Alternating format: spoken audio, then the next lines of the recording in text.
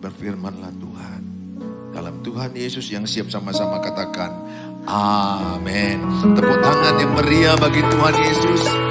Please sit down. Welcome home GB Pelita. Nice meet you all. Please join with our social media. Saudara yang saya kasih, saya bersyukur kalau kita masih bisa hari ini bisa di rumah Tuhan semua karena kasih karunia Tuhan. Saudara, tema kita hari ini iman memberi kemenangan. Sangat penting kita menjaga iman. Lukas 18 ayat 8 bilang, kalau dia datang, kapanpun Yesus datang, dia mencari adakah iman di hatimu. Adakah iman di hati saya. Jadi yang fokus Tuhan adalah iman kita. Tuhan tidak fokus kepada masalahmu. Kitanya fokus ke masalah. Tuhan fokus ke imanmu. Oleh karena itu apapun masalah, apapun tantangan tetap jaga imanmu. Kalau imanmu teguh dan kuat, saya percaya semua badai masalah yang tidak kau mengerti itu pasti kau akan lewati dengan kemenangan. Iman membawa kemenangan. Katakan iman membawa kemenangan. Percaya ke saudara, kalau Tuhan berfirman, dia akan bertindak. Amin. Berapa banyak yang percaya Tuhan pasti bertindak dalam hidupnya. Oh haleluya. Ku yakin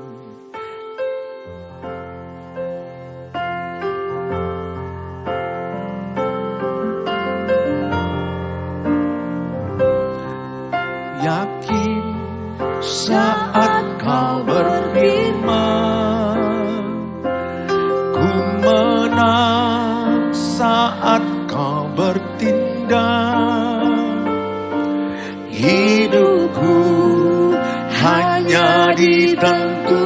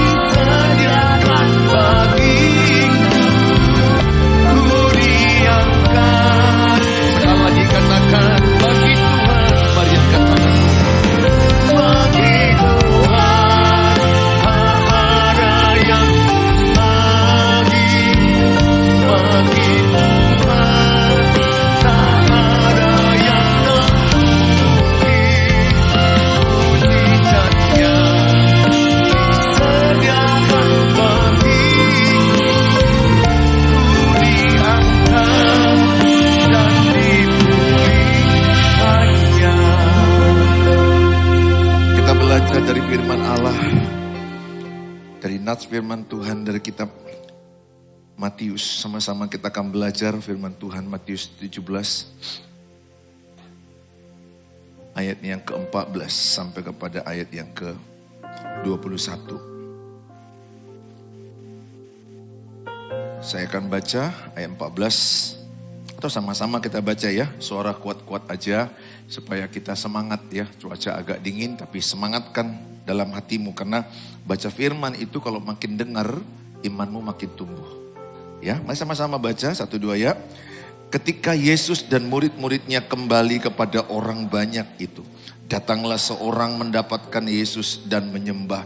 Katanya, Tuhan kasihanilah anakku, ia sakit ayan dan sangat menderita. Ia sering jatuh ke dalam api dan juga sering ke dalam air. Aku sudah membawanya kepada murid-muridmu, tetapi mereka tidak dapat menyembuhkannya. Maka kata Yesus, hai kamu angkatan yang tidak percaya dan yang sesat. Berapa lama lagi aku harus tinggal di antara kamu? Berapa lama lagi aku harus sabar terhadap kamu? Bawalah anak itu kemari. Dengan keras Yesus menegur dia. Lalu keluarlah setan itu daripadanya. Dan anak itu pun sembuh ketika itu juga. Kemudian murid-murid Yesus datang dan ketika mereka sendirian dengan dia. Bertanyalah mereka, mengapa kami tidak dapat mengusir setan itu? Ia berkata kepada mereka, karena kamu kurang percaya. Sebab aku berkata kepadamu, sesungguhnya sekiranya kamu mempunyai iman sebesar biji sesawi saja, kamu dapat berkata kepada gunung ini, pindah dari tempat ini ke sana. Maka gunung ini akan pindah. Dan takkan ada yang mustahil bagimu. Jenis ini tidak dapat diusir kecuali dengan berdoa dan berpuasa. Saudara yang saya kasihi, cerita ini adalah kisah seorang yang punya anak muda yang sakit ayan.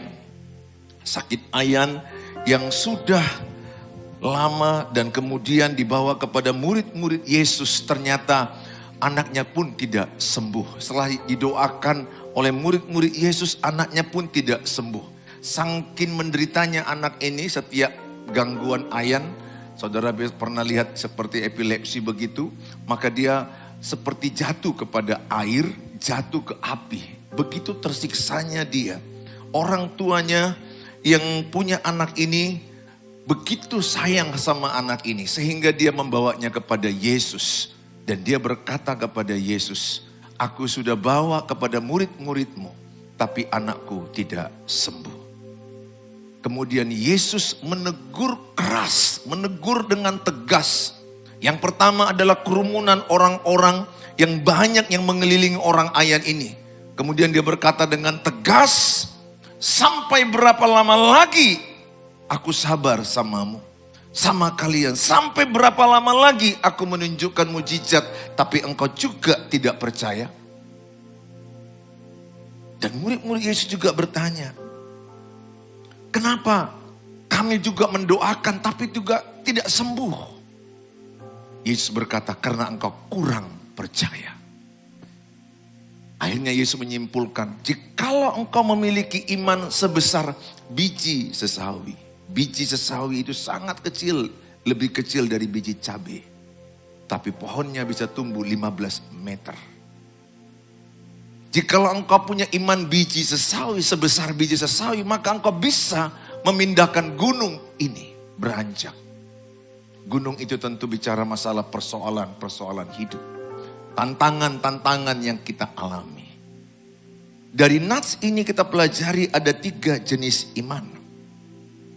Ada 3 jenis iman manusia dalam menghadapi masalah. Yang pertama kita akan lihat dikatakan, orang yang tidak beriman.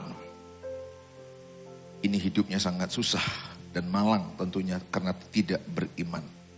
Matius 17 ayat 17 sama-sama kita baca. Maka kata Yesus, hai kamu angkatan yang tidak percaya dan yang sesat. Berapa lama lagi aku harus tinggal di antara kamu? Berapa lama lagi aku harus sabar terhadap kamu? Bawalah anak itu kemari. Perhatikan ayat yang ke-17. Maka kata Yesus, hai kamu angkatan yang tidak percaya dan yang sesat. Jadi kalau kita nggak percaya, kita adalah orang yang tersesat. Ada orang menghadapi masalahnya sudah tidak percaya lagi. Maka dia mengeluh, maka dia menyalahkan. Ada orang dengan menghadapi masalah yang begitu banyak, dia sudah sampai tidak percaya lagi. Dia mulai kecewa kepada Tuhan. Ada orang mulai mempertanyakan, benarkah Tuhan menolongku? Benarkah Tuhan ada? Benarkah Tuhan menjawab doaku? Kenapa doaku sekian lama Tuhan tidak jawab? Kenapa orang lain ditolong, saya tidak ditolong? Pernahkah engkau membandingkan dirimu ke orang lain? Kenapa pernikahan orang sana kayaknya baik-baik, pernikahanku hancur? Kenapa mereka sudah sembuh, aku belum sembuh? Kenapa mereka usahanya diberkati, aku tidak diberkati? Bahkan kadang kita merasa, kenapa mereka menyembah patung, tapi mereka kok lebih sukses daripada aku menyembah Tuhan Yesus? Tipu daya iblis banyak kepada manusia, sehingga manusia bisa jatuh kepada tidak beriman. Dia tidak lagi percaya bahwa Tuhan itu ada. Ini tipu daya iblis. Maka Tuhan begitu dengan tegas berkata kepada sekumpulan orang itu, sampai berapa lama lagi engkau sesat? Hai angkatan yang tidak percaya. Pesan Tuhan kepada kita hari ini, apapun masalah kita, apapun pergumulan kita, satu hal yang tidak boleh hilang dari diri kita, iman percaya kita kepada Tuhan. Kalau iman percaya kita hilang, maka hilanglah semua hidup kita. Hilanglah kompas hidup kita. Karena itu yang mau diambil iblis dalam Yohanes 10, ingin mencuri imanmu. Awal-awalnya iblis cirinya begini, cara kerjanya. Awal-awalnya dicurinya dulu semangatmu. Ingat, iblis kan Yohanes 10 ayat 10, mencuri, membunuh, membinasakan. Jadi yang pertama itu yang dicurinya semangatmu. Sehingga engkau menjadi mager, malas gerak. Menjadi orang-orang yang bawaannya itu bad mood. Dia curi lagi sukacitamu.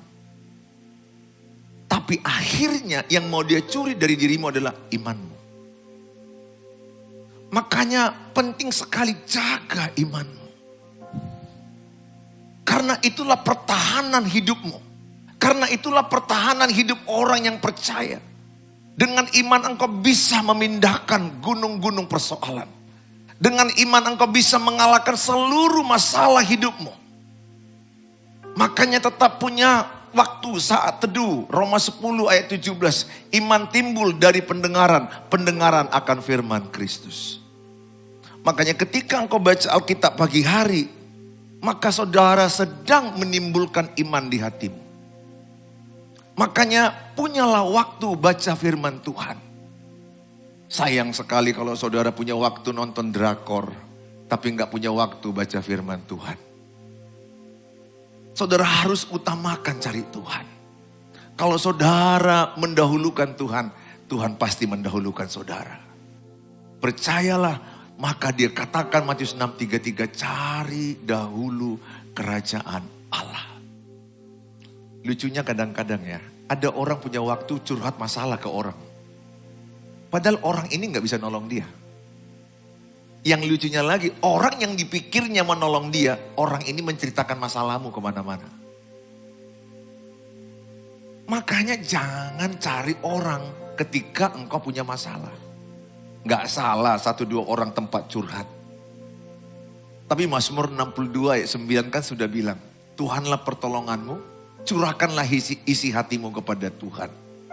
Makanya ada lagu, sampaikanlah pada Yesus. Jadi apapun masalahmu sampaikan kepada Yesus.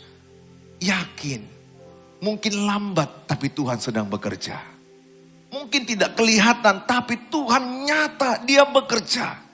Yang penting adalah imanmu teguh.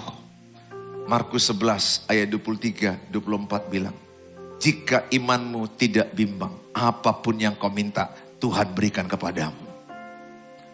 Saudara, orang yang sakit ayan ini gak sembuh. Di sini adalah cerita orang banyak itu banyak tidak percaya, termasuk orang tuanya. Yang membawa dia, gak percaya dengan kuasa kesembuhan. Sekarang ini masih ada juga kelompok-kelompok gak percaya mujizat. Tapi saya tidak mengajak sama saudara untuk mental mujizat. Lebih bagus mental berkat ya. Kalau mental mujizat, saudara harus krisis dulu baru mendapat pertolongan. Jangan sedikit-sedikit mental mujizat. Mujizat Tuhan terjadi, jangan. Mental berkat, artinya apa? Saudara bekerja dengan benar, diberkati Tuhan. Saudara menjaga pola hidup yang benar, engkau sehat, engkau diberkati Tuhan kesehatan. Daripada udah krisis dulu kanker stadium 4, baru minta mujizat Tuhan.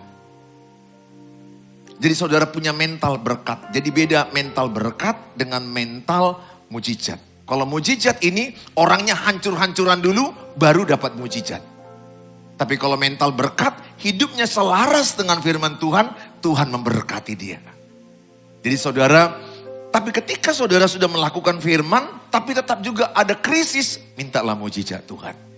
Disitulah ada mujizat. Jadi jangan menyalahkan, jangan salah menangkap mujizat. Sikit-sikit minta mujizat. Ingat, mujizat itu datang saat engkau dalam krisis. Tapi kalau engkau dalam keadaan hidup yang baik-baik, Tuhan lebih baik memberkatimu dengan berkat Tuhan.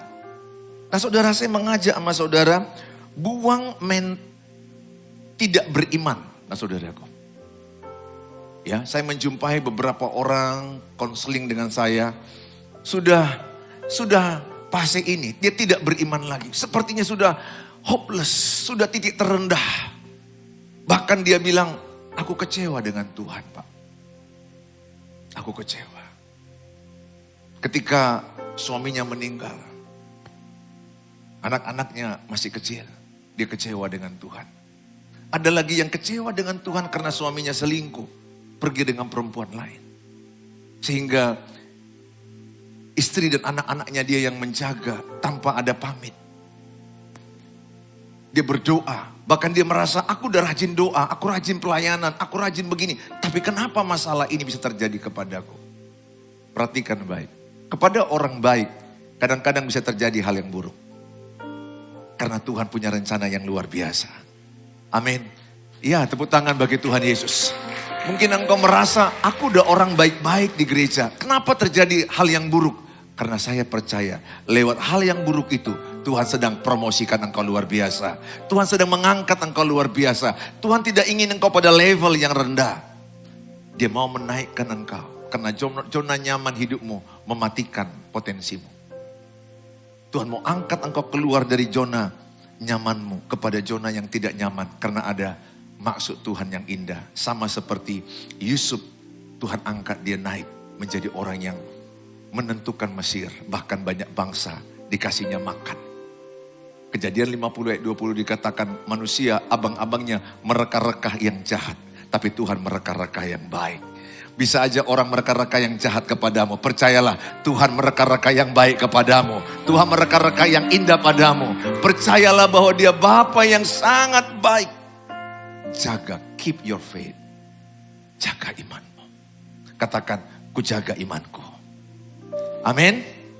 Jaga imanmu. Apapun yang terjadi jaga imanmu. Yakin Tuhan menyertaimu.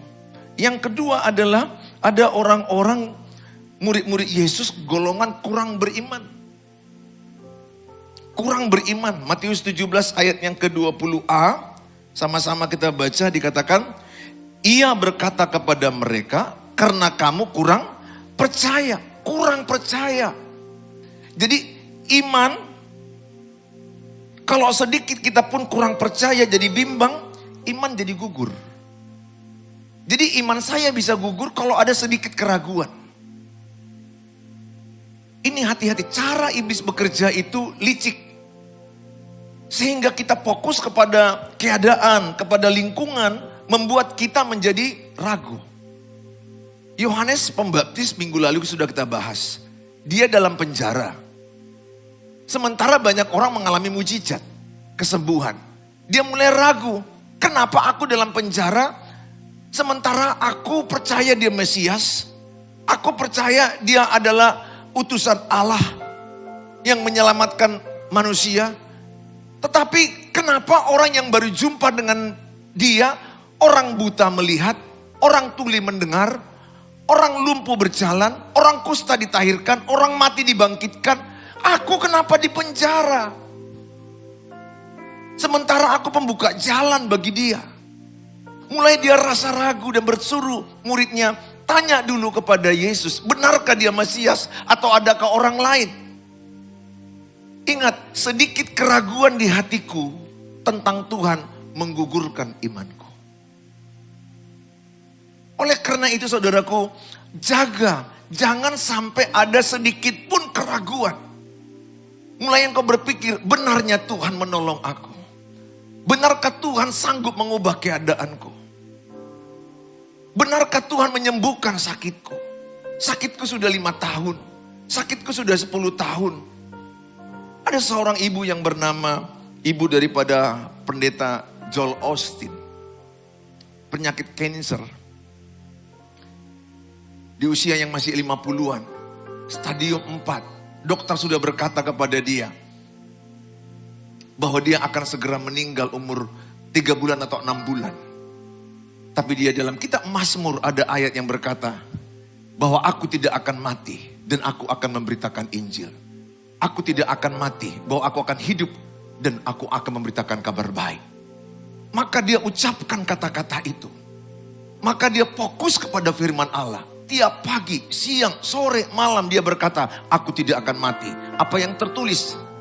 Kalau nggak salah coba dibaca. Mazmur 118 ayat 19. Semoga pas ya. Saya hanya teringat saja. Mazmur 118 ayat yang ke-19. Supaya saudara jangan fokus kepada masalahmu. Tapi fokus kepada firman Allah. Ucapkan firman Allah. Perkatakan firman Allah.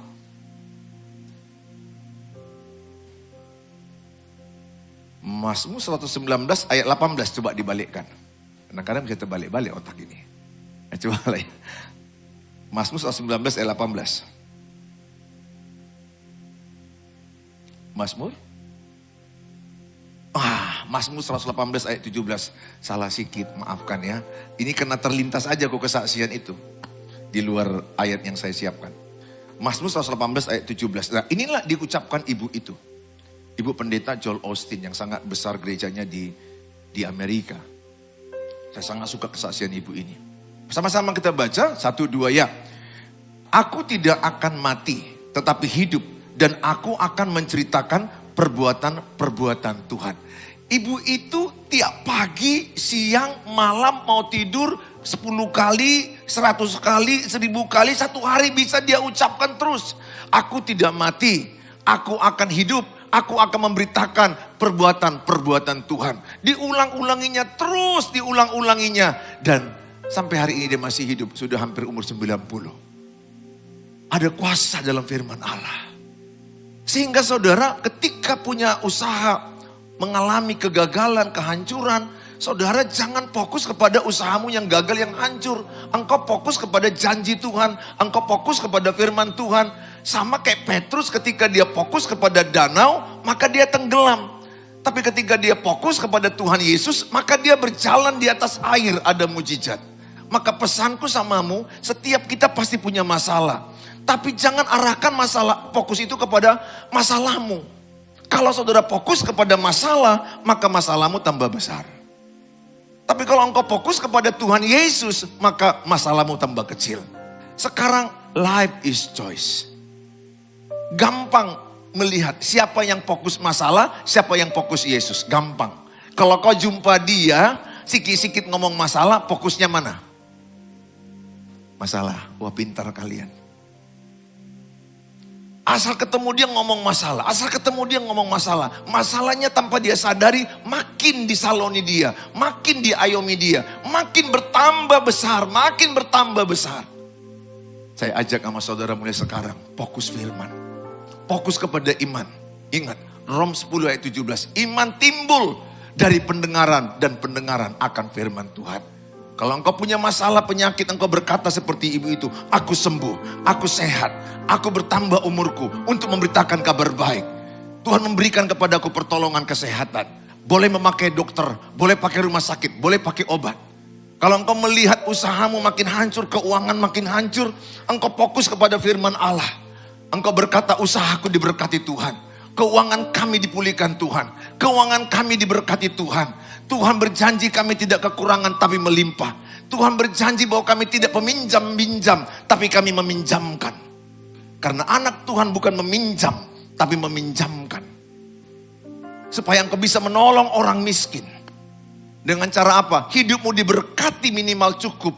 Bahkan berlimpah. Berlimpah artinya bisa kau bagi kepada orang lain. Terus engkau memperkatakan, usahaku diberkati. Sementara engkau membenahi usahamu yang sederhana dengan manajemen yang baik, persiapan yang baik. Do your best. Let God do the rest. Lakukan bagianmu yang terbaik. Kalau engkau jualan, jualan yang terbaik. Kalau engkau jualan di online, jualan di online dengan yang terbaik. Ayo bu, 1, 2 ini coba bu. Ini harganya 50 bu. Ambil 2 jadi 75 bu. Kalau dia nawar nggak beli jangan marah. Karena ada juga orang jualan online kan. Nggak beli.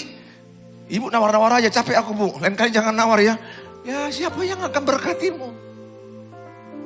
Berani jualan, berani ditawar. Karena ada orang yang jualan kalau ditawar jadi marah dia. Kalian kalau jualan, ditawar, ya udah ladeni. Dengan yang terbaik. Lakukan bagianmu yang terbaik. Selebihnya serahkan sama Tuhan. Saya sebagai suami dan istri pernah bertengkar dalam dengan istri saya. Anak saya ini, dia tahu.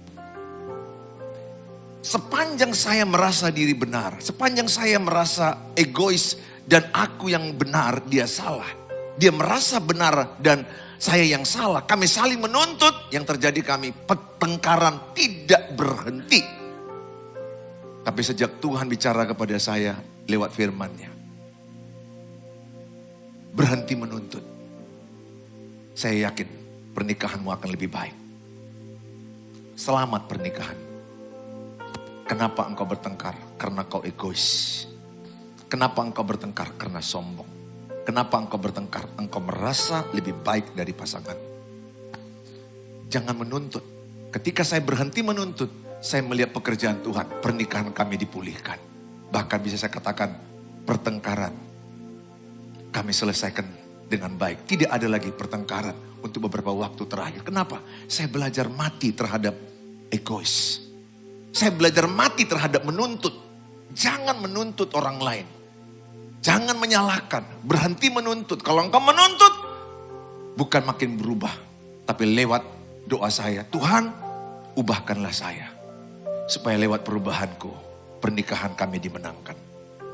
Tuhan ubahkanlah saya, supaya lewat perubahanku, anak-anakku dimenangkan. Yang sayangnya banyak orang sharing sama saya, konseling di dalam TikTok saya. Mereka bilang, Pak Pendeta doakan ya suamiku supaya berubah. Aku bilang begini, yang konseling kan ibu ke saya. Iya Pak Pendeta, doakan dia ya supaya jangan main perempuan. Jadi main apa? Main alip cendong kek, kira-kira gitu. Ya, kan ibu yang konseling, ibu yang berubah. Mereka nggak siap loh. Mereka merasa suamiku yang salah. Dalam pernikahan dua-duanya salah. Tidak ada satu yang salah dalam pernikahan. Dua-duanya saling menyambut makanya jadi masalah. Apa namanya kalau satu orang dipukuli, istrinya diam, apa namanya? Penganiayaan, bukan pertengkaran namanya, betul nggak? Tapi kalau dua-duanya, apa kau bilang? Apa kau bilang? Kupukul kau pun bisa. Kalau ini namanya boxing, betul nggak saudara? Ini boxing, ada loh suami istri gini boxing pernah.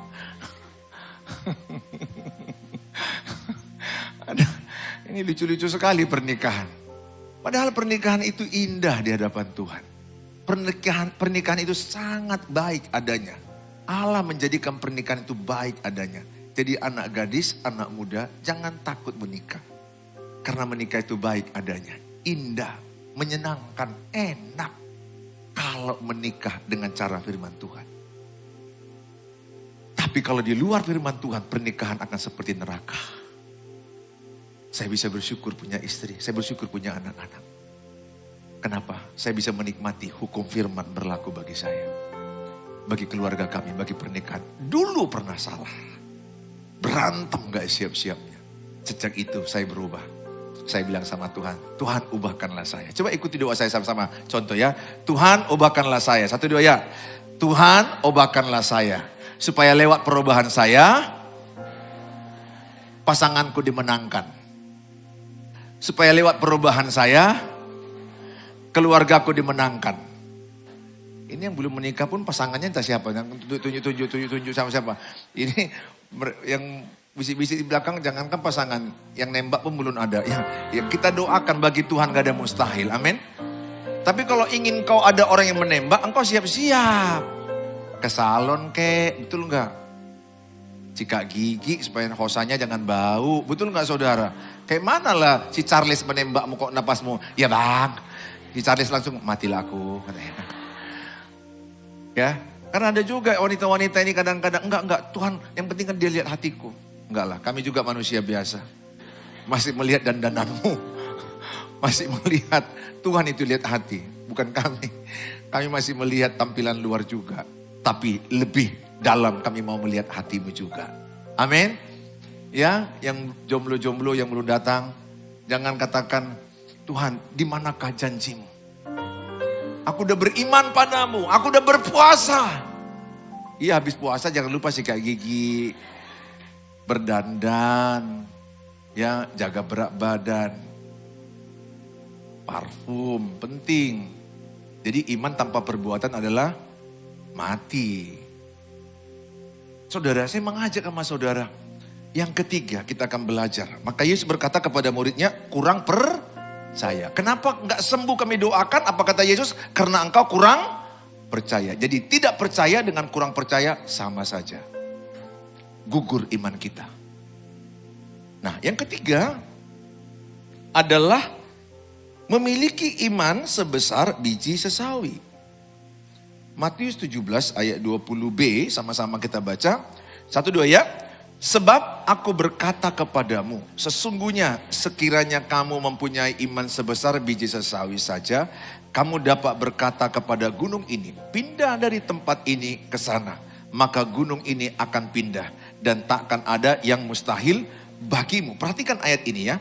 Dikatakan adalah iman sebesar biji sesawi. Sekali lagi, biji sesawi itu lebih kecil daripada biji cabai.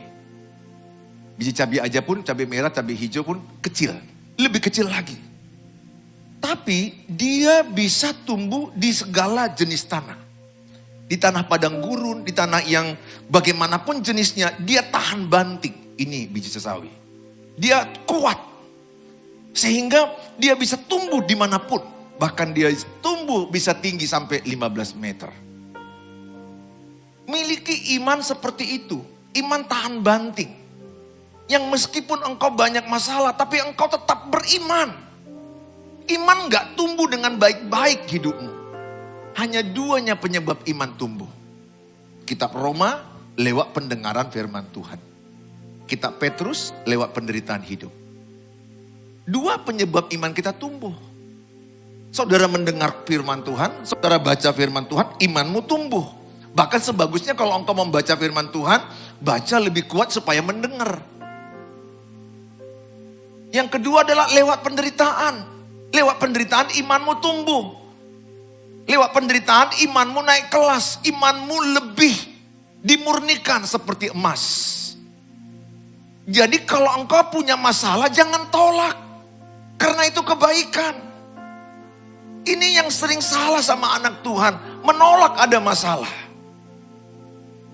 Oke lah, di awal-awalnya kadang kita nolak ya. Betul, tidak mudah bagi kita kadang-kadang ketika awal-awal disakiti. Gak gampang bagi kita. Ketika bahkan orang yang kita cintai meninggal dunia, itu pun sakit bagi kita. Atau harta kita dicuri, kebakaran habis, itu pun sakit bagi kita. Lihat apa yang dialami Ayub. Ayub apa yang dialami dia. Anaknya 10 meninggal semua. Hartanya habis semuanya. Istrinya mengolok-olok dia. Teman-temannya juga mengolok-olok dia. Dia itu pun sakit kudisan. Sempat terucap kata-kata yang kurang baik sebenarnya. Tetapi dia cabut kata-kata itu. Akhirnya dia berkata, Tuhan yang memberi, Tuhan yang mengambil, terpujilah Tuhan. Ayub 1 ayat 21 sering kita jumpa itu di Nisan-Nisan. Tuhan yang memberi, Tuhan yang mengambil, terpujilah Tuhan. Bahkan Ayub berkata kepada istrinya, hei kau istriku, jangan yang baik saja kau terima dari Tuhan. Yang buruk engkau harus terima. Orang yang imannya sebesar biji sesawi seperti Daniel, Sadrak, Mesak, Abednego. Yang dia berkata, kalaupun Allahku tidak menolong aku tidak akan menyembah patung buatan raja. Harusnya iman kita sampai level itu. Sekalipun doaku gak dijawab Tuhan, aku tetap percaya padamu. Ini yang membuat Tuhan semakin semangat menolongmu. Ingat, doa dasarnya bukan permintaan. Karena banyak orang karena permintaan tidak dijawab Tuhan, doanya gugur, imannya gugur. Doa dasarnya adalah iman. Ibrani 11 ayat 1, iman adalah dasar dari segala sesuatu yang kita harapkan. Bukti dari segala sesuatu yang belum kita lihat tapi kita imani terjadi. Belum kau lihat tapi engkau beriman. Belum kita mati ke sorga, tapi kalau ditanya mati kemana? Ke sorga. Iman dasarnya hubungan, relationship. Doa maksudku. Doa dasarnya relationship, hubungan. Ada banyak orang membuat doa dasarnya permintaan. Kalau permintaannya tidak terjadi, dia kecewa dengan Tuhan. Kalau permintaannya tidak dijawab Tuhan, dia mundur pelayanan. Menyalahkan Tuhan. Jangan, buatlah dasar daripada doamu adalah satu hubungan anak dengan Bapa di sorga. Kalau hubunganmu indah dengan Bapa di sorga, belum pun kau minta, Tuhan jawab. Belum pun kau katakan, Tuhan tahu masalahmu. Pesanku samamu, apapun masalah hidupmu hari ini, miliki iman sebesar biji sesawi. Iman yang kuat, iman yang tahan banting. Jadi iman itu bukan berarti ada sekecil sebesar biji sesawi, ada yang seperti pohon roda, bukan. Biji sesawi itu menggambarkan adakah imanmu atau tidak. Jadi iman gak bisa diukur, oh iman Pak Pendeta segini, imannya Eporus segini, Bishop segini, enggak ada. Iman itu berbicara apakah engkau beriman atau tidak beriman. Kita akan lihat dalam Roma 4, kita akan belajar dari Abraham. Sebentar kita akan baca kitab Roma 4 ayat yang ke-18 sampai kepada ayat yang ke-20. Saya mengajak sama saudara. Mana tahu keadaanmu seperti ini sekarang.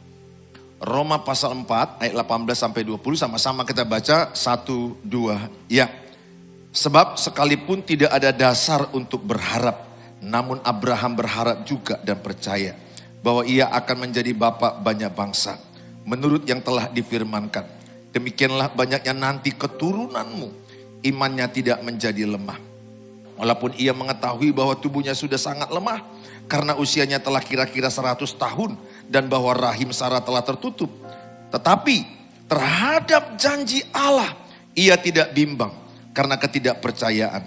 Malah ia diperkuat dalam imannya dan ia memuliakan Allah. Lihat, Abraham adalah bapa orang beriman. Bapa orang yang percaya. Semua kita orang yang percaya Yesus adalah anak Abraham. Lihat, Abraham bukan orang yang tidak punya kesalahan. Dia punya kesalahan. Dia tidak sabar dengan janji Allah. Sehingga dia meniduri Hagar. Saudara, dia punya kesalahan. Tapi dalam hal itu, dia cepat berubah. Dia cepat kembali kepada imannya. Dia cepat kembali sehingga kitab Roma ini menyaksikan kepada kita betapa teguh imannya. Artinya saudara boleh aja mungkin salah melangkah. Boleh aja mungkin ada kegagalan, kejatuhan, kesalahan. Mungkin engkau terlanjur melakukan satu dosa perzinahan. Dosa yang menyakiti orang lain. Tapi saya mau berkata kepadamu, kalau engkau kembali malam ini dengan iman yang teguh, maka semua kesalahanmu yang lalu kata Tuhan telah diampuni dia. Yang membenarkan kita hanya satu, iman.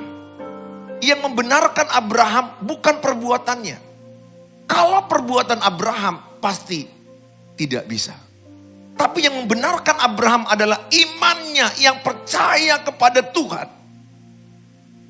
Sehingga dia melihat bintang Dan Tuhan bicara, sebanyak bintang itulah keturunanmu. Melihat pasir di laut, sebanyak pasir di laut inilah keturunanmu. Padahal tubuhnya sudah 100 tahun. Dia melihat Sarah sudah menenek-nenek, rahim sudah tertutup. Tahukah kalian berapa lama dia menunggu? 25 tahun. Tuhan bicara sama dia umur 75. Tuhan genapi umur 100. Kadang masalahmu itu diizinkan setahun, 2 tahun, 3 tahun. Jangan bandingkan masalahmu dengan masalah orang. Setiap orang punya pertandingan iman. Setiap orang punya persoalan. Tidak ada orang yang tidak punya persoalan. Jangan bandingkan. Pesanku samamu, mungkin engkau berkata, aku gak berdaya sekarang. Aku putus asa, aku tidak lagi kuat. Tapi seperti bagaimana Abraham berkata, di tengah ketidakberdayaannya, di tengah ketuaannya, di tengah rahim yang udah tertutup, hanya satu yang membuat dia berkenan. Dia tidak gugur dalam imannya. Dia tetap percaya bahwa imannya pasti dijawab Tuhan. Apa yang diimaninya dengan teguh, terjadilah kepada dia.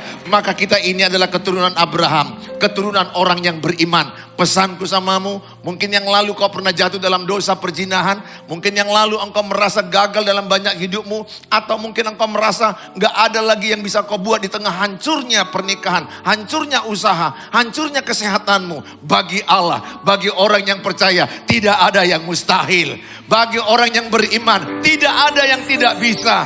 Allah menyertaimu, amin. Bangkitkan imanmu, katakan, Tuhan menyertai aku. Amin. Saya bisa merasakan beberapa di antaramu hidupmu sangat sedih. Pesanku samamu sebagai Bapak Gembala. Ceritakan ke Tuhan. Dengan iman kau berkata, kau tahu masalahku. Kau tahu beban penderitaan yang tidak bisa kuhadapi. Tapi kalau engkau punya iman, saat tidak ada jalan, Tuhan buka jalan. Saat engkau turun tangan, saat engkau angkat tangan, dia akan turun tangan. Saat engkau tidak berdaya, ada loh orang menghadapi masalah hidupnya gak berdaya lagi. Saya udah jumpai, sampai ada ibu nangis. Itu artinya bahasa air mata pun gak ada lagi. Kan kalau orang menangis kan karena bahasa ini sudah gak sanggup menjelaskan, maka dia bahasa air mata. Ada orang bahasa air mata pun udah gak sanggup lagi. Sehingga habis. Kenapa? Situasi hidup yang sangat berat. Dan kadang cerita hidupmu hanya kau yang tahu dengan Tuhan. Tidak semua cerita hidupmu kau ceritakan kepada orang. Termasuk orang yang terdekat samamu. Istrimu dan suamimu. Belum tentu semua bisa kau ceritakan. Karena belum tentu dia sanggup menerima. Atau sanggup menanggungnya. Tapi hari ini kalau engkau mau datang ke Tuhan. Markus 9:23, bagi orang percaya tidak ada yang tidak bisa. Lukas 1:37, bagi Allah tidak ada yang mustahil. Pesanku samamu, jangan putus asa. Jangan salahkan dirimu dan jangan menoleh ke belakang. Seberat apa masalahmu, orang beriman melangkah ke depan. Jangan melangkah mundur, jangan stuck. Kerjakan apa yang di tanganmu dengan iman. Lihat. Tuhan akan menolong engkau. Karena Tuhan melihat ada iman di hatimu. Tepuk tangan yang meriah bagi Tuhan Yesus.